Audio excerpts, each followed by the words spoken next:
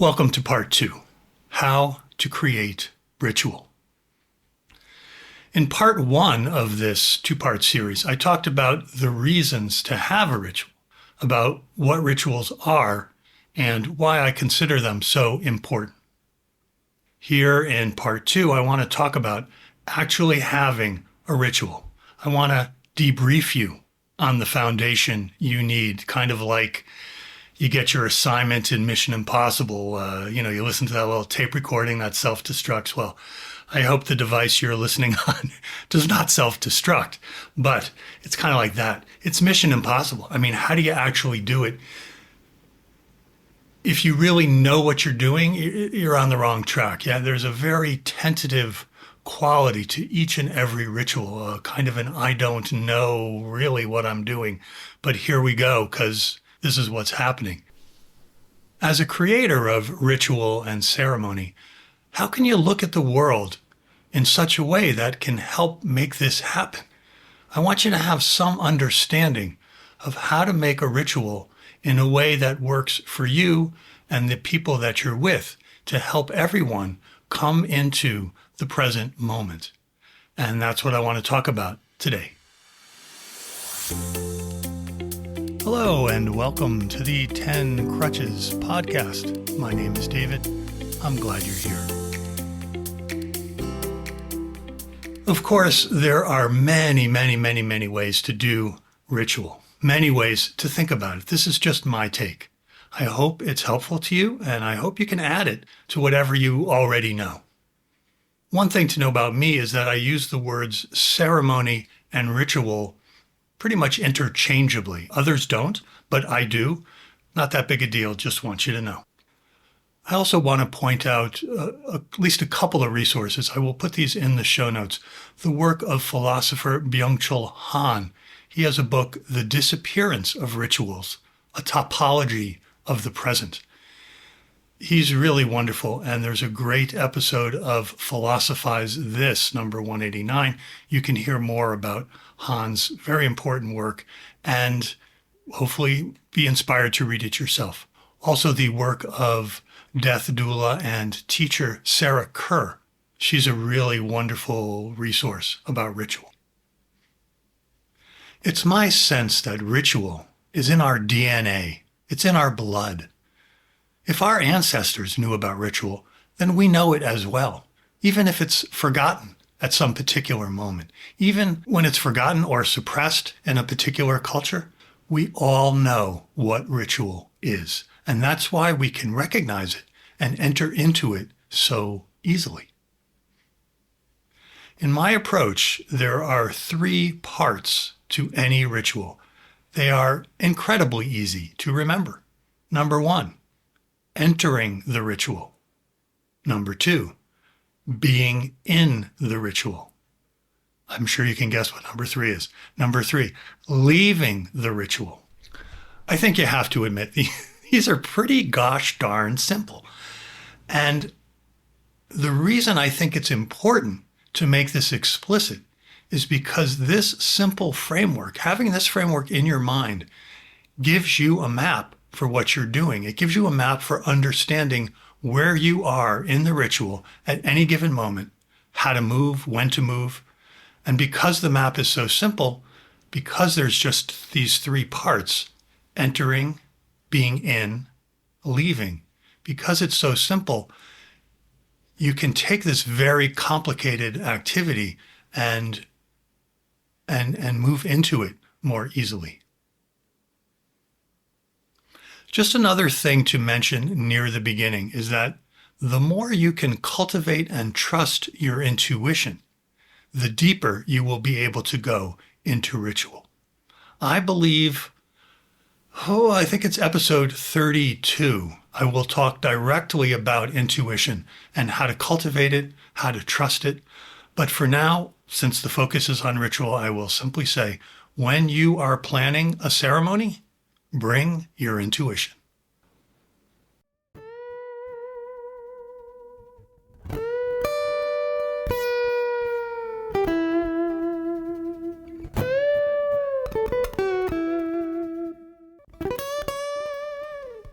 So before we look in more detail at our very simple map of 1, 2, 3, let's get an overview of the whole territory. Not really so much why we would go into the ritual space. That was part 1. But what is the ritual space? What is this territory? What is this map of? What are we doing? What makes a ritual into a ritual is that it takes place in a non-ordinary space. We all know what it's like to be in an ordinary space. We have our routines. You wake up in the morning, you pee, you brush your teeth, you get the kids ready for school, you go to work, whatever. You get the idea. There's an ordinary life most people live most of the time, and it's ordinary. It's normal. It's just simply what happens. It's where your normal consciousness lands most of the time. When I say a non-ordinary space, I'm trying to point to some way of creating for yourself and for anyone who will join you in your ritual, some way of creating something folks can recognize as not ordinary. That's all. It's not something that happens every day. Most people will not be able to access this state themselves unless they're very regular meditators, unless they take some drugs, study ritual. So you have to have a lot of practice with trying to come into the present to really have some understanding of this non-ordinary space. Non-ordinary space takes place in the same place that ordinary space happens. It's just a way of talking about shifting our consciousness a little bit so that we're not quite stuck where we're usually stuck. What makes it non-ordinary is that there's something happening that wakes people up. It signals them to let go of their normal mode of being in the present, which is often very cloudy. Non-ordinary moments are about clearing up the clouds a little bit. This is often called a liminal space. We can call it the ceremonial space, the ritual space, non-ordinary space, whatever. A liminal space is neither here nor there. Or maybe it's both here and there. Liminal comes from the Latin word for threshold. When you enter a house, you step over the threshold. It usually happens quite quickly. You're outside the house, the door opens, you step inside, then you're inside. It's hardly ever noticed, this stepping over the threshold. So you can take this idea of crossing the threshold when you go into your house. You can take the idea and use it as a metaphor to understand how I'm thinking about ceremony. But instead of entering a house, let's imagine one of those kind of like a dream door, one of those surrealistic doors sometimes in a movie that show up in the middle of a field, somewhere like maybe there's some fog around it, something like that. And this door that's in the middle of nowhere, if you open the door, you don't see straight through the door to the rest of the field. You see it's black, maybe it's empty space inside. Now this is our imagination after all. This is our metaphor. This is our intuition. So maybe there's a bright light shining somewhere deep inside. Maybe there's a special room. Whatever works for you. But this isn't the ordinary field where the door happens to be in. What I'm saying is that the ritual work is done on the other side of that door, that magical, surrealistic, that door. You open that door. That's where the ritual is going to be taking place. Your job as the ritual creator is to work with the people there as someone who gets them into that liminal space, gets them through that door. You don't have to mention any of this to them. You don't say, hey, let's all pretend we're in the middle of a field. No. You don't have to tell them anything about what you're doing. This is just for you to understand what you are doing. It's not about how to do it. We're going to get to that later. Metaphorically, as the leader of a ceremony, when you are planning this ritual, you can imagine you're standing in the field with that special door. You need to open the door and lead them. And by using your intuition, by opening the door in your mind as you're planning this ritual, You could find out maybe some wonderful visions, some wonderful things that might be included.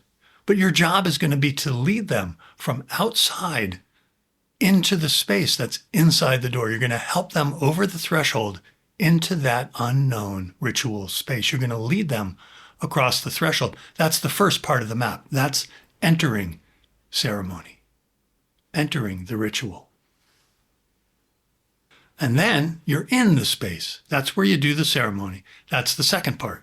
And then, of course, you need to return everyone and yourself back outside the door, back over the threshold, back into the middle of the field. So means back into your life, the regular life, the ordinary life. And then that's when the ceremony ends, when everybody's been restored. Kind of almost like when the hypnotist says, I'm going to snap my fingers and you wake up. It's not quite like that, but that's the kind of the thing. You're leading people back from this non-ordinary state back to where they can take it from there. Now they get to live the rest of their life. So now we're ready to look a little more closely at the map itself. Let's take these 3 stages of ritual one at a time. Number 1, entering the ritual. Ask people to put away their phones, shut them off, get their little buzzing machines out of their pockets, take your wristwatches off, get off the clock, off the calendar, get into the eternity of the moment, get outside of time. This is the intention. You may decide to make that explicit or not, but the essential characteristic of the liminal space that we're headed toward, the essential characteristic is that it does not occur inside the usual notions of what people have as time. The clock time doesn't matter inside the liminal space. The space that you are in, the ritual space, you want it to expand beyond the walls of the particular room you are using. You're aware of the limitlessness of space and time.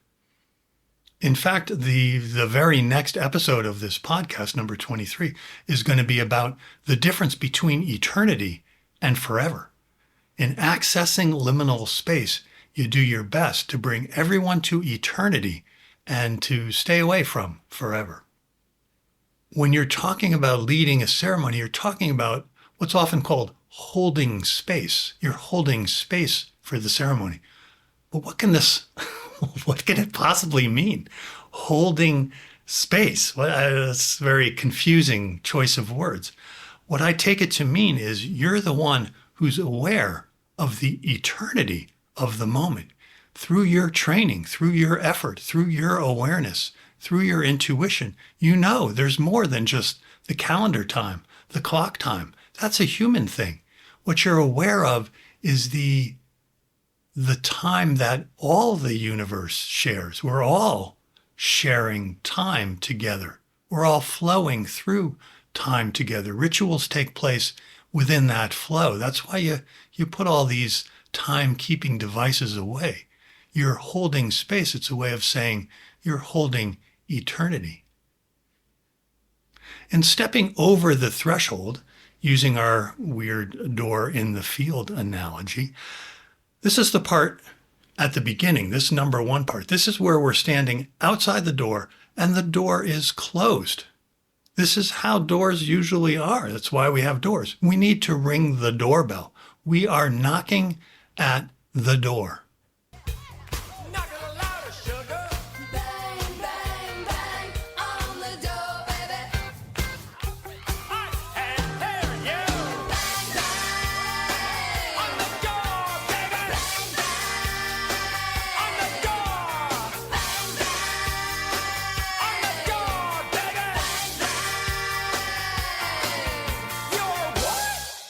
The knocking is you, as the leader, making it clear to you and to everyone and to the rest of the universe. Because once you're outside of time, to some extent, the rest of the universe is participating with you. I mean, of course, it's always participating with you, whether you're in your dream of time or not.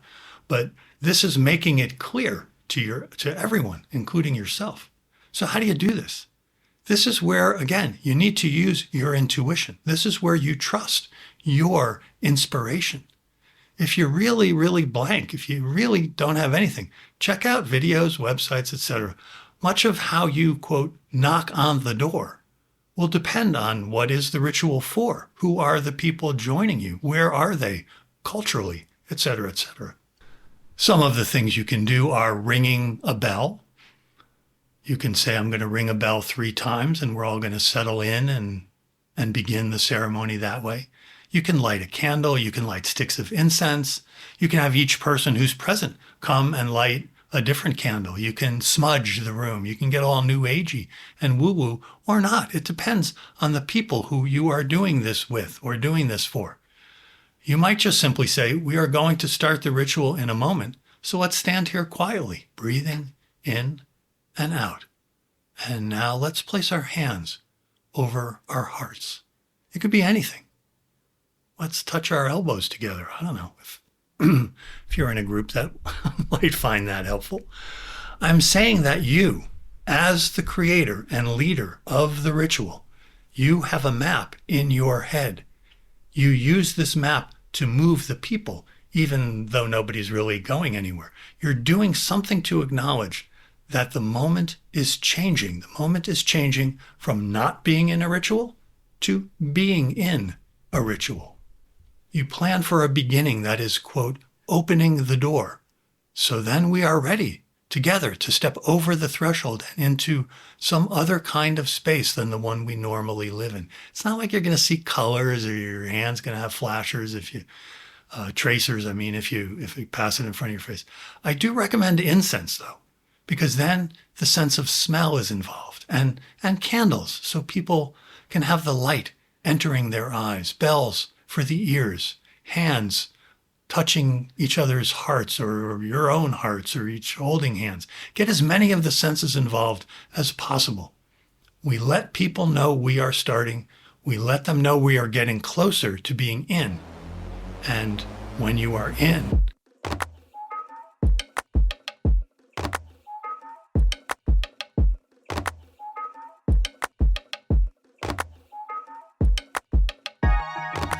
Part 2, being in the ritual.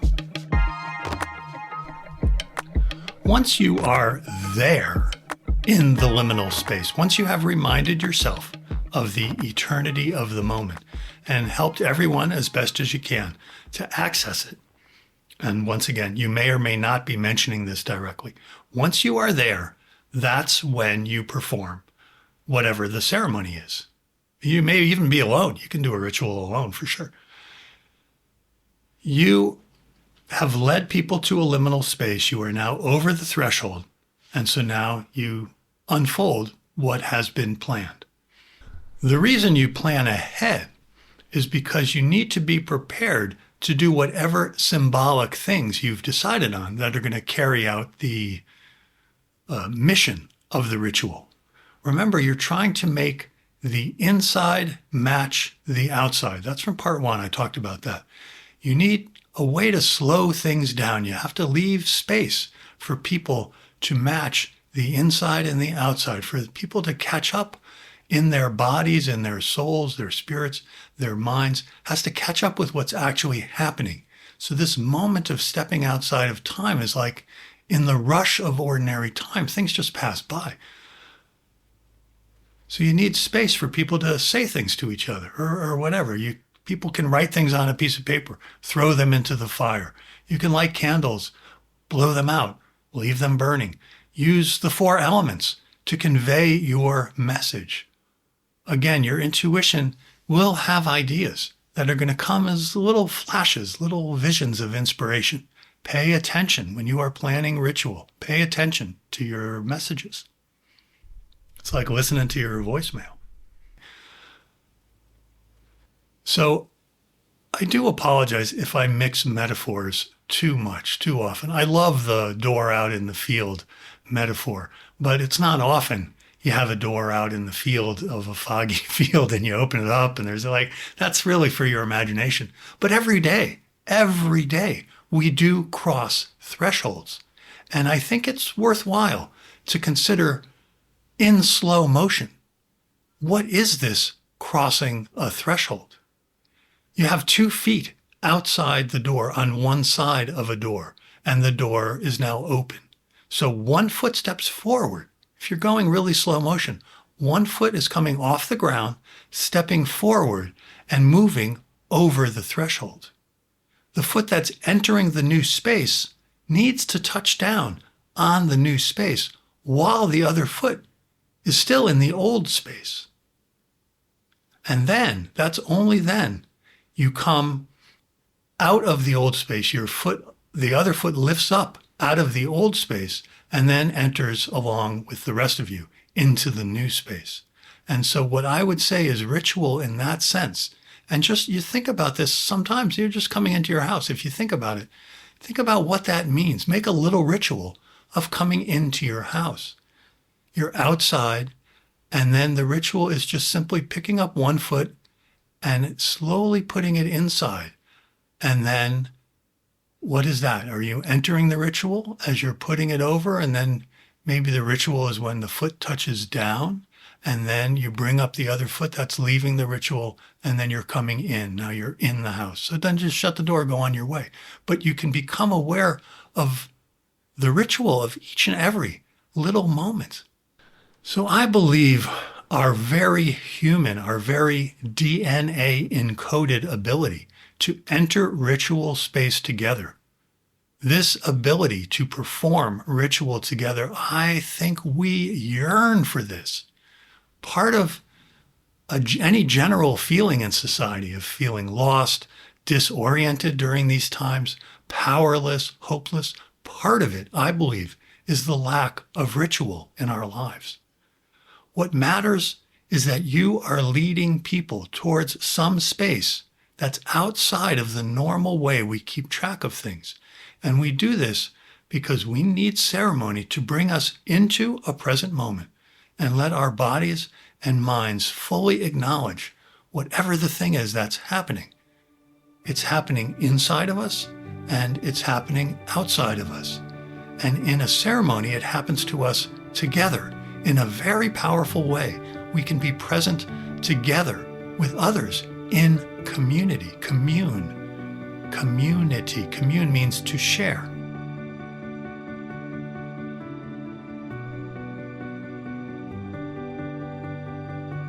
Number 3, leaving the ritual. So now it's done. You've completed the ceremony.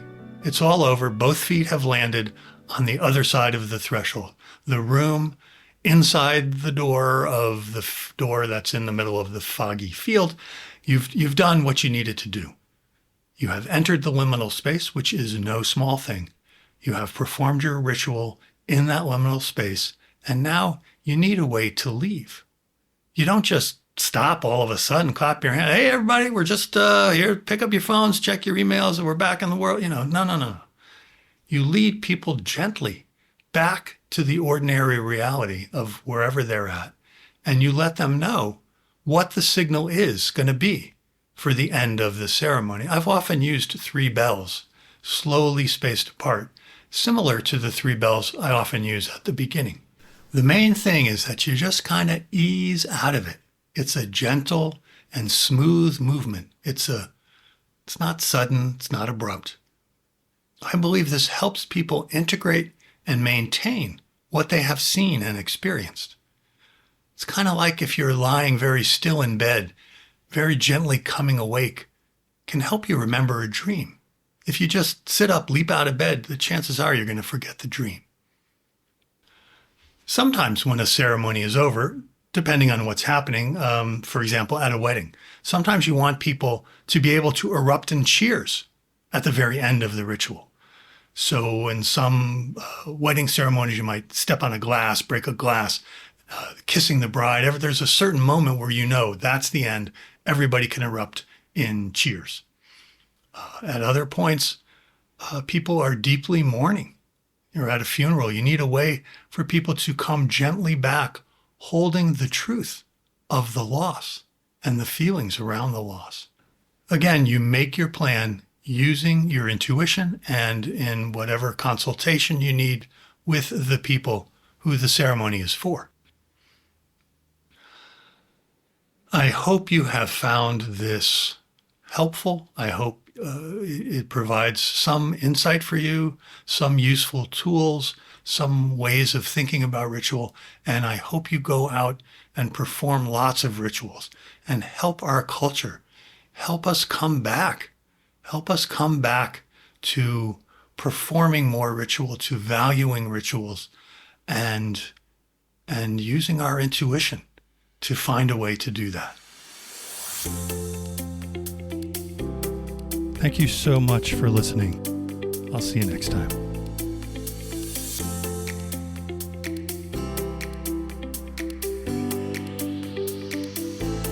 Please visit the home of the 10 Crutches podcast at 10crutches.link. That's 10crutches.link. The book that inspired the podcast, a book I wrote called 10 Crutches for Walking in the Present, is available for free download on the website. While you are there, please take advantage of 2 ways to contact me. You can send me an email, or you can make a voice recording. If you have a great question, I may be able to use it for the podcast. Also on the website, you can visit the archive to hear any published episode and see show notes for any and every show. Thanks so much for listening. And once again, thanks so much for listening. And I won't say it once again. See you next time.